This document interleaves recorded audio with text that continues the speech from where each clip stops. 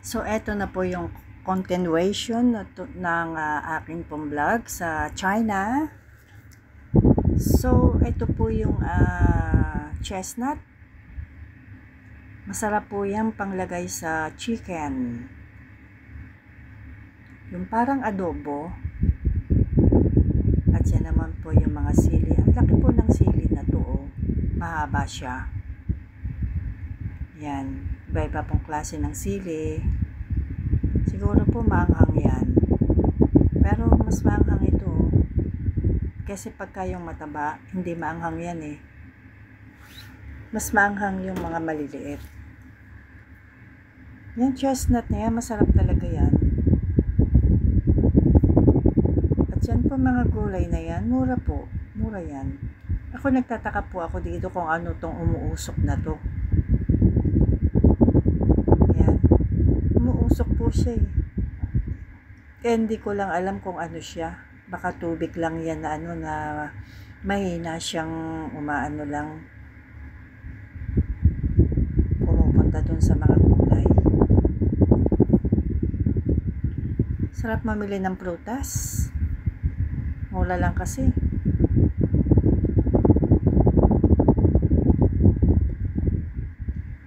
May mga cherry tomato.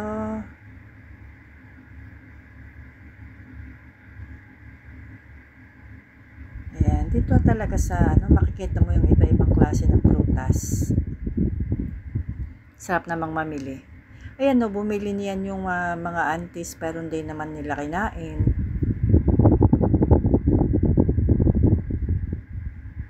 Natuwa lang silang bumili. Ayan. Ayan na naman yung mga umuusok na gulay, oh. Siguro ano yan, yung mahinang buga ng tubig. Ayan, nawala na siya. Kanina, malakas ang ano niyan eh. Ang labas ng tubig. Siguro ano yan, pampapresh ng mga gulay.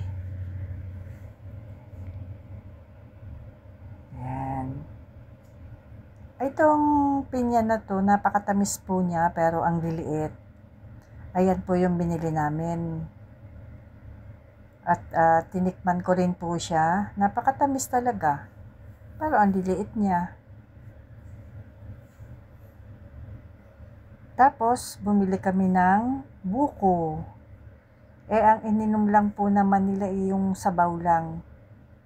Di sa akin yung laman. Ayaw nila ng laman eh. Sabaw lang ang kinain nila. So, ang ginawa ko, biniak ko siya at kinain ko yung laman. Ayan. Iba-ibang klase ng mushroom. Masarap din ng mushroom. Ang avocado po dito maliliit. Hindi katulad sa atin. Sa atin, sa Pinas, malalaki ang avocado. At mas masarap. Dito maliliit. Ewan ko lang, siguro galing ding ibang bansa yan. Pero pagdating naman sa mga gulay talaga, press na press ang gulay nila. Ewan ko lang kung anong ginagawa nila dyan. Ilang araw na, press pa rin eh. So, ayan naman yung mga saging. Masarap din yung saging nila, matamis. Bumili din kami ng saging. Sarap talaga mamili ng prutas. Kasi prutas lang talaga ang favorite ko eh. Yan lang din talaga yung kinakain ko.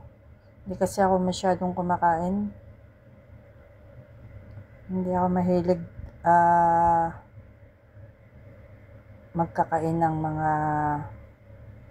basta prutas lang ako. Pero mas masarap ang prutas ng Pinas. Yan, saging ng China yan eh.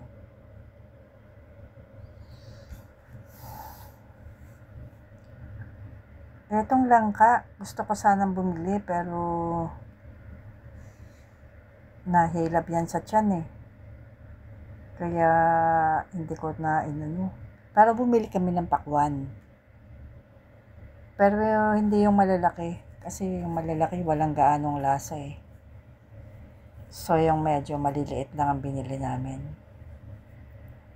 Ayan, yung mga panlagay sa noodles. Ayan.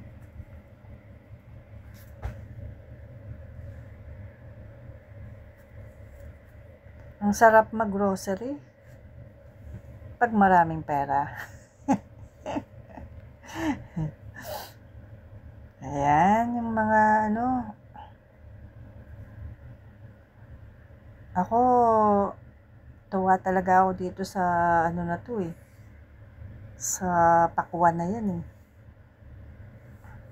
Malalaki talaga. Ilang kilo kaya to? Siguro, yan eh. Mabigat.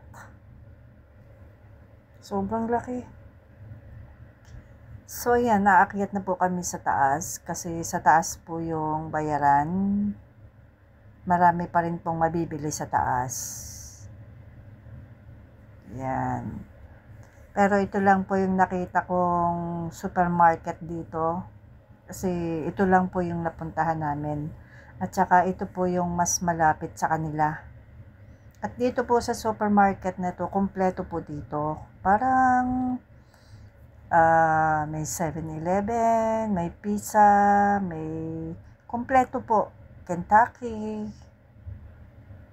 Kaya kung pupunta ka dito sa supermarket na to, mga katabi na rin niya yung mga masasarap na kainan na nandyan din sa Hong Kong. So, ayan. Halos parehas lang din naman po. Kaya nga lang, syempre, mas mura ng konti dito sa China. So, ayan. Nakyat na po kami sa taas kasi doon po kami magbabayad yun. Bit-bit po ni boss ko yung yung binili niyang coconut. Ayan.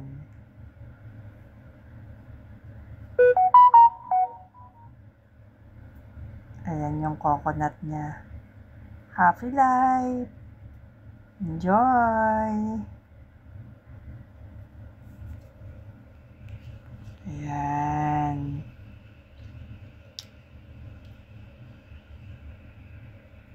Dito naman po sa taas, mga groceries at mga gamit sa bahay, sa bahay, sa kusina. Ayan. Mga sabon-sabon, nandito po sa taas na to. Ayan, mga noodles, tinapay, dyan sa taas. Ayan. Sa baba po kasi karamihan doon prutas at gulay. At saka yung mga karne, mga press na karne. Ito naman po yung nandoon sa itaas. Ayan. So, ayan, natapos na po kami ng pag-grocery. Nagpunta naman na po kami sa kainan na naman. Alam nyo naman, wala namang ginagawa dito kundi mamasyal, kumain. Halos naikot na nga po namin dito yung mga restaurant eh. Ito po mga isda na to. Ang gaganda ng kulay. At saka may malalaki pong isda rito eh. Hindi po kasi siya lumabas eh. Pero may malalaki pong isda dyan. So, ayan na po yung restaurant. Kasi dito po, kung ano po yung piliin mong isda, yun po yung lulutuin nila. Mga fresh po talaga yung mga pagkain dito. So, ayan, isang malaking table na naman po kami. Tingnan nyo po yung lamesa namin, ang laki-laki. At pinapaikot lang kung kukuha kami ng pagkain. Ayan.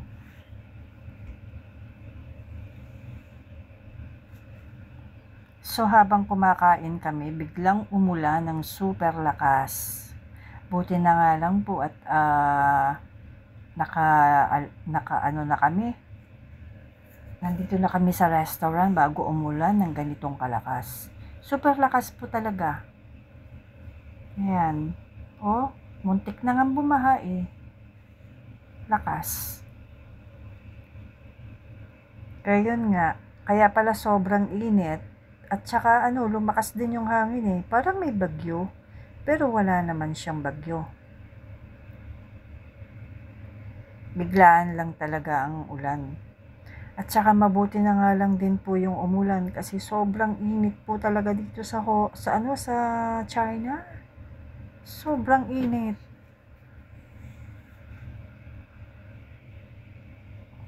Tingnan niyo po, lumakas yung hangin.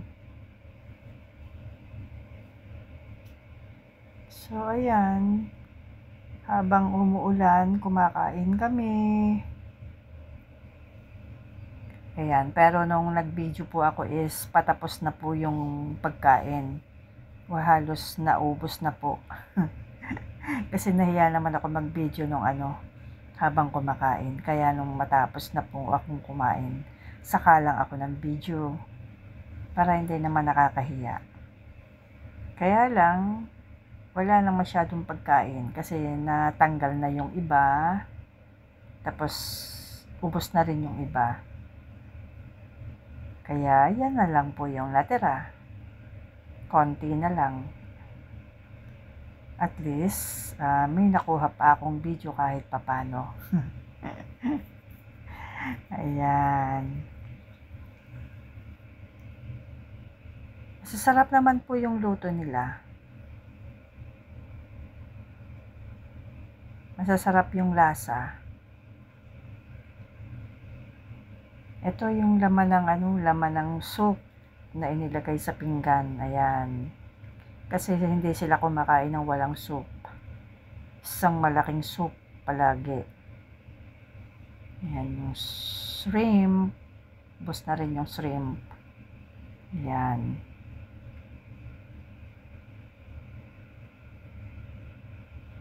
So, nahinto muna at may kumukuha. Ayan. Bali, marami po kasi kami eh. Kaya malaking table yung in-order namin. So guys, tapos na naman po itong part 2 ko. So, see you my next video. Thanks for watching. I love you guys.